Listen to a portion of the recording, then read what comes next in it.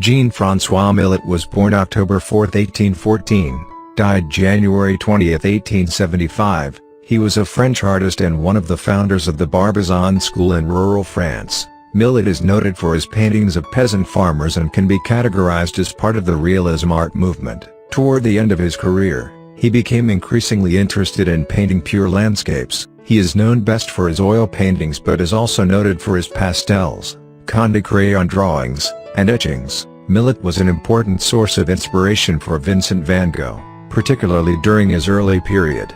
Millet and his work are mentioned many times in Vincent's letters to his brother Theo. Millet's slate landscapes served as influential points of reference to Claude Monet's paintings of the coast of Normandy.